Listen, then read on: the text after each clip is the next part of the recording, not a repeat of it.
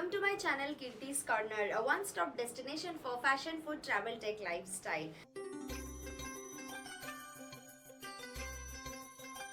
కొన్ని శనగపప్పు और చనా దాల్, కొంచెం పెసరపప్పు और మూంగ్ దాల్, కొంచెం తూర్ దాల్, అదే కందిపప్పు, ఎండుమిర్చి, ఎండు కొబ్బర, తర్వాత కొన్ని మినపప్పు. ముందుగా కడాయి వేడి చేసేసుకోవాలి. వేడి చేసేసుకున్నాక మనము ఒక మెజరింగ్ కప్ అన్న పెట్టుకోవచ్చు, లేకపోతే జస్ట్ లైక్ ఎనీ గ్లాస్ కొలత పెట్టుకున్నా పర్వాలేదు.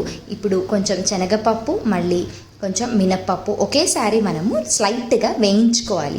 ఇలా వేయించుకునేటప్పుడు మనకు పింకిష్ కలర్ వచ్చి మంచి అరోమా వస్తుంది. సో టిల్ దెన్ మనము దాన్ని నీట్గా ఇలా సాటే చేసుకోవాలి. సో ఆయిల్ వేయాల్సిన అవసరం లేదు, but again it is completely optional. నేనైతే డ్రై పౌడర్ వేస్తున్నాను. ఇప్పుడు కొంచెం బియ్యం కూడా వేయాలి ఫ్రెండ్స్. బియ్యం వేయడం వల్ల ఏమవుతుందంటే పౌడర్ టెక్స్చర్ అనేది చాలా స్మూత్గా వస్తుంది. ఇలా మనము సాటే చేస్తూనే ఉండాలి. నేనైతే ఆయిల్ వాడలేదు, కానీ if you are interested 1 spoon add చేసుకోవచ్చు.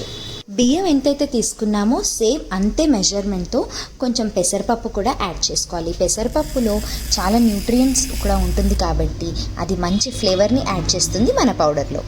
ఇప్పుడు 3 కలిసి ఇంకొకసారి మనం నీట్గా అలాగే సాటే చేస్తూ ఉండాలి. లైక్ లో ఫ్లేమ్లో పెట్టాలి. ఎప్పుడైనా గుర్తుపెట్టుకోండి, హై ఫ్లేమ్లో పెట్టకూడదు. సిమ్లో పెట్టుకొని మనము 15 to 20 minutes సాటే చేస్తూనే ఉండాలి. కారం పొడన్నా తీసుకోవచ్చు, లేకపోతే 8 to 10 డ్రై రెడ్ చిల్లీస్ కూడా తీసుకోవచ్చు. మన కారంకి సరిపడేంత తీసేసుకొని కొంచెం మనకి మసాలా ఫ్లేవర్ కావాలంటే కొన్ని దాల్చిన చెక్కలు కూడా వేసేసుకొని మనము సాటే చేసుకోవచ్చు. అండ్ ఇది కంప్లీట్లీ ఆప్షనల్.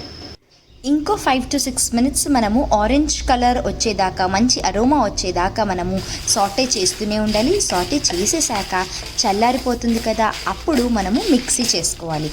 మిక్సీ చేసి పెట్టేసుకున్నాక ఒక ఎయిర్ టైట్ కంటైనర్లో మనము స్టోర్ చేసి పెట్టుకుంటే మినిమం 2 to 3 months ఈజీగా వస్తుంది. ఈ భాత్ పౌడర్ అనేది మనము carrot curry or beans curry, లేకపోతే మనము వంకాయ భాత్ ఆర్ క్యాప్సికమ్ భాత్ ఇలాంటి రైస్ చేస్తాం కదా, అప్పుడు ఒక 1 to 2 spoons యాడ్ చేస్తే మంచి ఫ్లేవర్ వస్తుంది. అట్ ద సేమ్ టైం చాలా హెల్దీ కూడా. చూసారు కదా ఫ్రెండ్స్ ఎంత సింపులో. సో ఈ రెసిపీ మీరందరూ ట్రై చేసి ఎలా వచ్చిందో నాతో కామెంట్ సెక్షన్లో షేర్ చేయండి. ఈ భాత్ పౌడర్ మీ అందరికీ నచ్చిందని అనుకుంటున్నాను. చాలా సింపుల్ అండ్ ఈజీ కదా.